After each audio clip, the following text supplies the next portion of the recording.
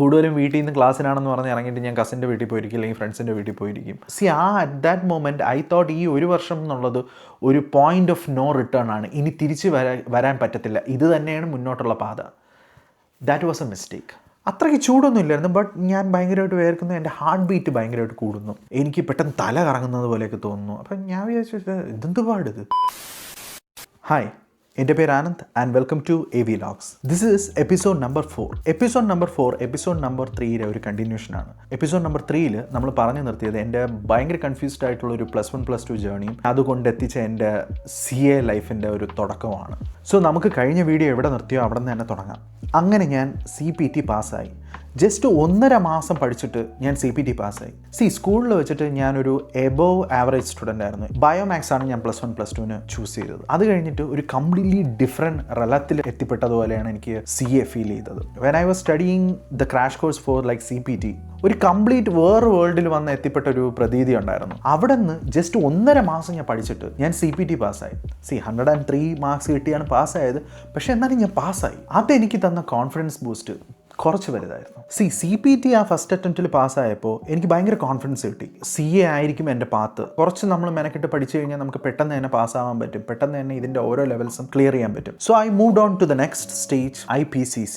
ചെറിയൊരു spoiler alert, CPT പാസ്സാവാൻ എനിക്കെടുത്തത് 1.5 മാസം. IPCCയുടെ 2 ഗ്രൂപ്പും കൂടെ ക്ലിയർ ചെയ്യാൻ എനിക്കെടുത്തത് ചുരുങ്ങിയ 5 വർഷം. Back to the story. IPCC ഇതേ ഇൻസ്റ്റിറ്റ്യൂട്ടിൽ തന്നെ ക്ലാസ് ഉണ്ട്, പക്ഷേ എന്നാലും കുറച്ചും കൂടെ ഹയർ ലെവൽ ആയതുകൊണ്ടും എനിക്ക് കുറേ തറവായിട്ട് ബേസിക്സ് പഠിക്കാനുള്ളതുകൊണ്ടും ഞാൻ വേറൊരു ഇൻസ്റ്റിറ്റ്യൂട്ടിൽ ജോയിൻ ചെയ്തു. അപ്പോഴാണ് ഞാൻ മനസ്സിലാക്കുന്നത് IPCCയിൽ എത്ര സബ്ജക്ട്സ് ഉണ്ട്, അതെങ്ങനെയൊക്കെ എഴുതാം, അത് കഴിഞ്ഞിട്ട് എന്തൊക്കെ ചെയ്യണം, ഏത് ലെവലിൽ പാസ്സായി കഴിഞ്ഞാൽ നമുക്ക് ആർട്ടിക്കിൾഷിപ്പ് ചെയ്യാൻ പറ്റും, ആർട്ടിക്കിൾഷിപ്പ് എന്താണ് എന്നുള്ളതിൻ്റെ ഒരു പൂർണ്ണമായിട്ടുള്ളൊരു ഐഡിയ കിട്ടുന്നത് ഈ ഇൻസ്റ്റിറ്റ്യൂട്ടിൽ നിന്നാണ്. ഫസ്റ്റ് ഓഫ് ഓൾ IPCC മൊത്തം 2 ഗ്രൂപ്പായിട്ടാണ് സ്പ്ലിറ്റ് ചെയ്തിരിക്കുന്നത്. ഈ 2 ഗ്രൂപ്പ് നമുക്ക് ഒരുമിച്ച് എഴുതാം, ഒറ്റയ്ക്ക് എഴുതാം. ആദ്യത്തെ ഗ്രൂപ്പിൽ accountancy, law, tax, costing. Second ഗ്രൂപ്പിൽ advanced accounting, auditing, IT and SM. ഇതാണ് IPCCയുടെ ഒരു ബ്ലൂ പ്രിന്റ്. ഇത് ഞാൻ പഠിക്കുമ്പോഴുള്ളൊരു സ്ട്രക്ചറാണ്. ഇപ്പം എന്തൊക്കെ ഒരുപാട് മാറ്റം വന്നിട്ടുണ്ട്. അങ്ങനെ IPCC ലെവൽ തുടങ്ങുകയാണ്. നല്ല കട്ടയ്ക്ക് ഇരുന്ന് പഠിക്കണം, ഫസ്റ്റ് അറ്റംപ്റ്റിൽ തന്നെ 2 ഗ്രൂപ്പും പാസ്സാവണം എന്ന്, ബിക്കോസ് നമുക്ക് നല്ലപോലെ കോൺഫിഡൻസ് CPT തന്നല്ലോ. അപ്പോൾ അത് കാരണം ഞാൻ പതുക്കെ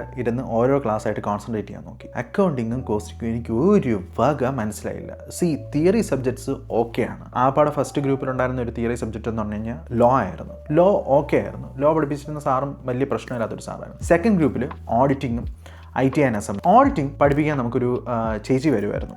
ആ ചേച്ചി ആ ഇടയ്ക്കാണ് CA പാസ്സായത്. സൂപ്പറായിട്ട് പഠിപ്പിക്കുമായിരുന്നു. ചേച്ചി made auditing so fun and so interesting. പക്ഷേ നേരത്തെ പറഞ്ഞ പോലെ അക്കൗണ്ടൻസിയും കോസ്റ്റിങ്ങും ഒന്നും എനിക്ക് ഒന്നും മനസ്സിലായില്ല.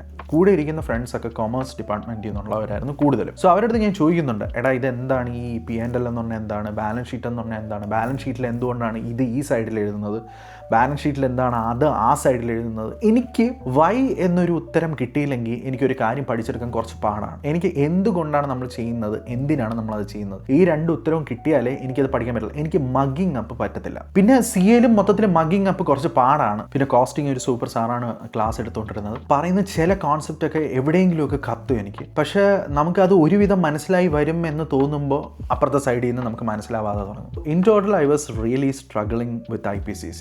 എനിക്കത് എൻ്റെ പഴയ കൺഫ്യൂഷൻസ്, എൻ്റെ ഫിയർ ഓഫ് മൈ ഫ്യൂച്ചർ എല്ലാം തിരിച്ചു കൊണ്ടുവന്നു. പതുക്കെ ഭയങ്കരമായിട്ട് ഞാൻ പാനിക് ആവാൻ തുടങ്ങി. ഞാൻ ചുറ്റുമുള്ള ഫ്രണ്ട്സിൻ്റെ അടുത്ത് ചോദിക്കുമായിരുന്നു. പിന്നെ വീട്ടിൽ ചെന്നിട്ട് ഞാൻ അച്ഛൻ്റെ അടുത്ത് ചോദിക്കുമായിരുന്നു, അച്ഛാ എനിക്ക് ഇതൊന്ന് പറഞ്ഞു തരുമോ. He always told me that ഈ നാളെ പറഞ്ഞുതരാം, മറ്റന്നാൾ പറഞ്ഞുതരാം. ഈ നാളെ എന്നുള്ളത് നീളയായി. അച്ഛൻ ഒരിക്കലും he didn't have time to teach me accountancy. Basics പോലും എനിക്ക് പഠിച്ചെടുക്കുന്നത് കുറച്ച് പാടായിരുന്നു. ആ ക്ലാസ്സുകളുടെ എല്ലാം ഒരു പ്രശ്നം എന്ന് പറഞ്ഞു കഴിഞ്ഞാൽ 90% ഓഫ് ദി സ്റ്റുഡൻസ് കൊമേഴ്സ് ബാക്ക്ഗ്രൗണ്ടിൽ നിന്ന് വന്നതാണ്. സോ അവിടെ ഉണ്ടായിരുന്ന ടീച്ചർമാർ may be they thought that okay ബേസിക്സിൽ നിന്ന് പഠിപ്പിച്ച് തുടങ്ങേണ്ട കാര്യമില്ല, കുറച്ച് അഡ്വാൻസ്ഡ് ആയിട്ട് പഠിപ്പിച്ച് കഴിഞ്ഞാൽ പിള്ളേർക്ക് മനസ്സിലാവുന്നു.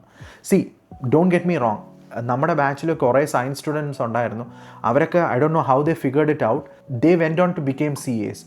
എൻ്റെ ബെസ്റ്റ് ഫ്രണ്ട് പുള്ളിക്കാരി ബയോമാക്സിൽ നിന്നുള്ളതാണ്. She studied so hard for years and now she is a CA. So അങ്ങനത്തുള്ളവരുടെ അടുത്ത് I have immense respect, but I was really struggling. IPCC ഒരു ക്രാഷ് കോഴ്സ് അല്ലായിരുന്നു. It went on for almost 9 months. So ഈ 9 monthsൽ ഞാൻ almost ഒരു 4 months ക്ലാസ്സിൽ പോകാതെ 5 months അവിടെ ഇവിടെയൊക്കെ പോകും. ചില ക്ലാസ്സുകൾ ഇരിക്കും, ചില ക്ലാസ് പോകത്തില്ല. കൂടുതലും വീട്ടിൽ നിന്ന് ക്ലാസ്സിനാണെന്ന് പറഞ്ഞ് ഇറങ്ങിയിട്ട് ഞാൻ കസിൻ്റെ വീട്ടിൽ പോയിരിക്കും, അല്ലെങ്കിൽ ഫ്രണ്ട്സിൻ്റെ വീട്ടിൽ പോയിരിക്കും. സോ നന്നായിട്ട് ഉഴപ്പി. ഈ ഉഴപ്പലിൻ്റെ മെയിൻ കാരണം എന്ന് പറയുന്നത് ഫസ്റ്റ് ഓഫ് ഓൾ എനിക്ക് ആ വേർഡ് ഇഷ്ടമല്ല. എന്നെ ഏറ്റവും കൂടുതൽ ട്രിഗർ ചെയ്യുന്നത് എന്നെ നോക്കിയ ആരെങ്കിലും എടേ നീ എന്തൊരു ഉഴപ്പാണ് എന്ന് പറയുമ്പോൾ എനിക്ക് ഭയങ്കരമായിട്ട് ട്രിഗർ ചെയ്യും. The only reason that I lacked was because I didn't understand a thing they were teaching and nobody had the patience to teach me the basics. ഒരാൾ പോലും എടാ അക്കൗണ്ട്സ് എന്ന് പറയുന്നത് ഇതാണ്, ഇതുകൊണ്ടാണ് നമ്മൾ ഇങ്ങനെയൊക്കെ ചെയ്യുന്നത്, ആരും nobody had the patience and I screamed for help. Nobody listened. അങ്ങനെ എൻ്റെ IPCCയുടെ ഫസ്റ്റ് അറ്റംപ്റ്റ് എക്സാം മെയ് 2012 ആയിരുന്നു. ഞാൻ എഴുതി, എന്തൊക്കെയോ പഠിച്ചു, എന്തൊക്കെയോ എഴുതി. ഓഡിറ്റിംഗ് നല്ല സൂപ്പറായിട്ട് പഠിച്ചെഴുതി. കൂടുതലും തിയറി സബ്ജക്ട്സ് ആണ് ഞാൻ കോൺസെൻട്രേറ്റ് ചെയ്ത് പഠിച്ചത്. ITSM നന്നായിട്ട് എഴുതി. എക്സാമിൻ്റെ റിസൾട്ട് വരാൻ ഒരു 2 മാസത്തെ ഗ്യാപ്പ് ഉണ്ട്. സോ മെയ്യുടെ റിസൾട്ട് വരുന്നത് ജൂൺ ജൂലൈയിലായിരിക്കും. ജൂലൈയിൽ റിസൾട്ട് വന്നു, നല്ല സൂപ്പർ റിസൾട്ട് ആയിരുന്നു. ഓരോ സബ്ജക്റ്റും 100 മാർക്കിനാണ് ടോട്ടൽ വാല്യുവേഷൻ വരുന്നത്. ഈ 100 മാർക്കിൽ 40 മാർക്ക് മിനിമം വേണം പാസ്സാവാൻ. 60 മാർക്ക് ഉണ്ടെങ്കിൽ നമുക്ക് എക്സംഷൻ കിട്ടും. എക്സംഷൻ എന്ന് പറഞ്ഞു കഴിഞ്ഞാൽ ഇൻ കേസ് നിങ്ങൾ ഹോൾ ഗ്രൂപ്പോ വേറെ സബ്ജക്ട്സോ നിങ്ങൾ ഈ അറ്റംപ്റ്റിൽ പാസ്സായില്ലെങ്കിൽ അടുത്ത അറ്റംപ്റ്റ് എഴുതുമ്പോൾ നിങ്ങൾക്ക് ഈ എക്സംപ്റ്റ് ആയിട്ടുള്ള സബ്ജക്റ്റ് ഇനി എഴുതണ്ട. അപ്പം ഞാൻ വിചാരിച്ചു ഓക്കെ 40 മാർക്കല്ലേ 100-ൽ, അതൊക്കെ കിട്ടും, എക്സംഷൻ കിട്ടൂല, അത്രയ്ക്ക് അഹങ്കാരമില്ല. പക്ഷെ 40 മാർക്കൊക്കെ that's just pass right. Mark വന്നു 36, 28, 22, 16, 18, 50. 50 was for corporate law or something. 50 അവിടെ എക്സംഷൻ കിട്ടിയില്ല. എല്ലാം കൂടെ നല്ല വൃത്തിക്ക് പൊട്ടിയപ്പോൾ എനിക്ക് 2 കാര്യങ്ങൾ മനസ്സിലായി. ഒന്ന്, ഈ ഇൻസ്റ്റിറ്റ്യൂട്ടിൽ പഠിച്ചുകൊണ്ട് I won't achieve what I want. 2, എന്തായാലും നനഞ്ഞു, ഇനി കുളിച്ചാലേ കയറാൻ പറ്റുള്ളൂ. അതുകൊണ്ട് CA തന്നെയാണ് ജീവിതം. ഇതിൽ എന്തായാലും 1 വർഷം ഞാൻ മുടക്കി കഴിഞ്ഞു. At that moment I thought ഈ 1 വർഷം എന്നുള്ളത് ഒരു പോയിന്റ് ഓഫ് നോ റിട്ടേൺ ആണ്. ഇനി തിരിച്ച് വരാൻ പറ്റത്തില്ല, ഇത് തന്നെയാണ് മുന്നോട്ടുള്ള പാത. That was A mistake.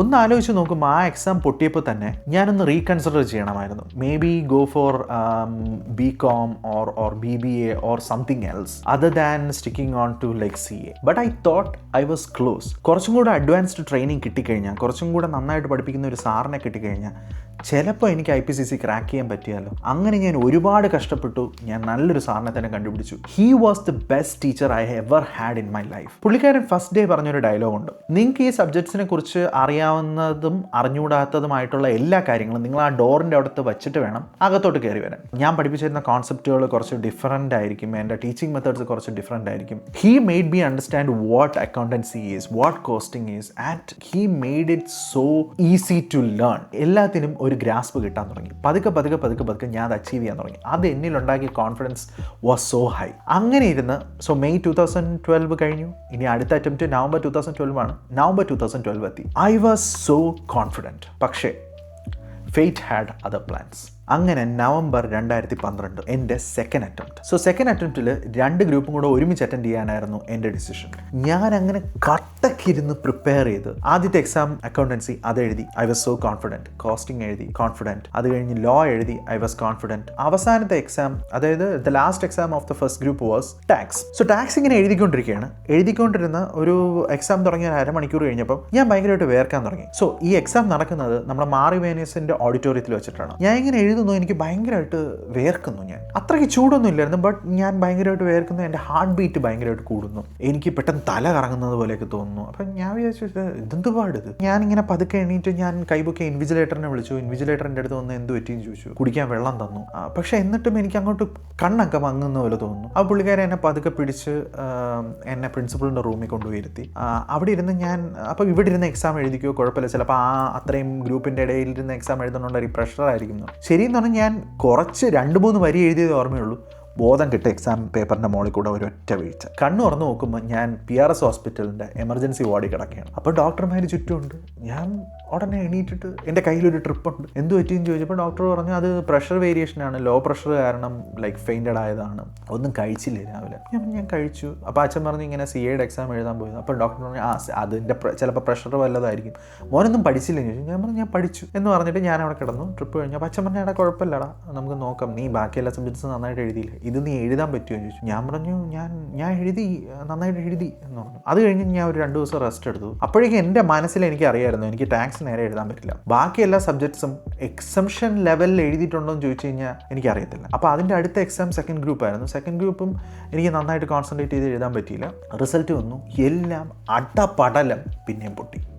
I was like so depressed. ഞാൻ ഇത്രയും പ്രിപ്പയർ ചെയ്ത് ഒരു എക്സാമിന് ഞാൻ അറ്റംപ്റ്റ് ചെയ്തിട്ടില്ല. അതിനുശേഷവും ഞാൻ അങ്ങനെ അറ്റംപ്റ്റ് ചെയ്തിട്ടില്ല, അതിന് മുമ്പ് ഞാൻ അങ്ങനെ അറ്റംപ്റ്റ് ചെയ്തിട്ടില്ല. ബട്ട് എക്സാമിൻ്റെ റിസൾട്ട് വന്നു, ഞാൻ പൊട്ടി, ഞാൻ സാറിനെ പോയി കണ്ടു. അപ്പോൾ സാറ് പറഞ്ഞു, എടാ അത് കുഴപ്പമില്ല, അത് നിൻ്റെ ഭാഗത്തു നിന്നുള്ളൊരു മിസ്റ്റേക്ക് കൊണ്ടല്ലല്ലോ സംഭവിച്ചത്. Shit happens. നീ ഇപ്പോൾ കോൺസെൻട്രേറ്റ് ചെയ്യണമെന്ന് പറഞ്ഞു കഴിഞ്ഞാൽ നിനക്ക് ഡിപ്രസ്ഡ് ആയിട്ടിരിക്കാം, പക്ഷേ നീ എത്രയും പെട്ടെന്ന് അടുത്ത എക്സാമിന് വേണ്ടി പഠിച്ചു കഴിഞ്ഞാൽ നമുക്ക് അടുത്ത എക്സാം കുറച്ച് നന്നായിട്ട് എഴുതാൻ പറ്റുന്നു. സോ ഞാൻ സാറിൻ്റെ ക്ലാസ്സിന് തന്നെ ഒന്നും കൂടി ജോയിൻ ചെയ്തു. അത് പിന്നെയും ഒരു ക്രാഷ് കോഴ്സായിരുന്നു. കട്ടക്കിരുന്ന് പിന്നെയും പഠിച്ചു. അടുത്ത അറ്റംപ്റ്റ് മെയ് 2013. എൻ്റെ കൂടെ പഠിച്ചൊരു ഫ്രണ്ട് പറഞ്ഞത്, എടാ നീ 2 ഗ്രൂപ്പും കൂടെ ഒരുമിച്ചിരുന്ന് അറ്റൻഡ് ചെയ്യാൻ നോക്കണ്ട. ബിക്കോസ് ഒരു ഗ്രൂപ്പ് ഫസ്റ്റ് ഗ്രൂപ്പ് പാസ്സാവുകയാണെങ്കിൽ നമുക്ക് ആർട്ടിക്കിൾഷിപ്പിൽ കയറാം. അപ്പോൾ നീ ഫസ്റ്റ് ഗ്രൂപ്പ് പാസ്സാവൂ, ആർട്ടിക്കിൾഷിപ്പിൽ കയറ്. ആർട്ടിക്കിൾഷിപ്പ് ചെയ്തുകൊണ്ടിരിക്കുന്ന 3 ഇയേഴ്സിൻ്റെ ഇടയിൽ തന്നെ സെക്കൻഡ് ഗ്രൂപ്പ് എഴുതിയെടുത്താൽ പോരെ. At that time I thought that is A good idea. So അതുകൊണ്ട് മെയ് 2013 അറ്റംപ്റ്റ് ഞാൻ ഫസ്റ്റ് ഗ്രൂപ്പ് മാത്രമേ കോൺസെൻട്രേറ്റ് ചെയ്തുള്ളൂ. അങ്ങനെ ആ എക്സാമിൻ്റെ റിസൾട്ട് വന്നു. IPCC ഫസ്റ്റ് ഗ്രൂപ്പ് ഞാൻ പാസ്സായിരിക്കുകയാണ്. പാസ്സാവാൻ വേണ്ടത് 200 മാർക്ക്. ഞാൻ പാസ്സായത് 206 മാർക്ക്. എൻ്റെ CPTയുടെ മാർക്ക് ഓർമ്മയുണ്ട 103. 103 × 2 206. അങ്ങനെ IPCC ഫസ്റ്റ് ഗ്രൂപ്പ് ഞാൻ പാസ്സായി. It was at that point biggest achievement in my life. പക്ഷേ IPCCയുടെ ഈ ഫസ്റ്റ് ഗ്രൂപ്പ് കഴിഞ്ഞ് കഴിഞ്ഞാൽ അടുത്ത വലിയ കടമ്പ എന്ന് പറയുന്നത് ഒബ്വിയസ്ലി IPCC സെക്കൻഡ് ഗ്രൂപ്പ് പാസ്സാവണം, ബട്ട് ആർട്ടിക്കിൾഷിപ്പ് ഉണ്ട്. IPCCയുടെ ഫസ്റ്റ് ഗ്രൂപ്പ് ഞാൻ പാസ്സായത് മെയ് 2013. സെക്കൻഡ് ഗ്രൂപ്പ് ഞാൻ പാസ്സാവുന്നത് November 2016. So it took me almost 3 years. IPCC എന്ന് പറയുന്ന ഒരൊറ്റ ലെവൽ ക്ലിയർ ചെയ്യാൻ എനിക്കെടുത്തത് 3 ഇയേഴ്സാണ്. പക്ഷേ IPCCയുടെ ഫസ്റ്റ് ഗ്രൂപ്പ് പാസ്സായപ്പോൾ തന്നെ ഞാൻ ആർട്ടിക്കിൾഷിപ്പിൽ ജോയിൻ ചെയ്തായിരുന്നു. ഈ എരുതിയിൽ നിന്നും വറചട്ടിയിലേക്ക് എന്നൊരു ചൊല്ലി കേട്ടിട്ടില്ലേ, അതായിരുന്നു എൻ്റെ ആർട്ടിക്കിൾഷിപ്പ്. അപ്പോൾ ഞാൻ ഈ വീഡിയോ ഇവിടെ വൈൻഡപ്പ് ചെയ്യുകയാണ്. എനിക്ക് ശരിക്കും ആഗ്രഹമുണ്ട് ആർട്ടിക്കിൾഷിപ്പ് സ്റ്റോറീസും കൂടെ ഇതിൻ്റെ കൂടെ കുത്തിക്കയറ്റണമെന്ന്. എൻ്റെ CA ലൈഫിൻ്റെ ഏറ്റവും ഇൻട്രസ്റ്റിംഗ് ആയിട്ടുള്ള ഏറ്റവും ട്വിസ്റ്റ് ആൻഡ് ടേൺസ് ഉള്ള കഥകൾ കിടക്കുന്നത് എൻ്റെ ആർട്ടിക്കിൾഷിപ്പിലാണ്. സോ അതിന് ഒരു സെപ്പറേറ്റ് വീഡിയോ ഡെഡിക്കേറ്റ് ചെയ്തേ പറ്റുള്ളൂ. So stay tuned. Next week ഞാൻ എൻ്റെ ആർട്ടിക്കിൾഷിപ്പ് സ്റ്റോറീസുമായിട്ട് വരുന്നതാണ്. Till then, this is Anand signing of.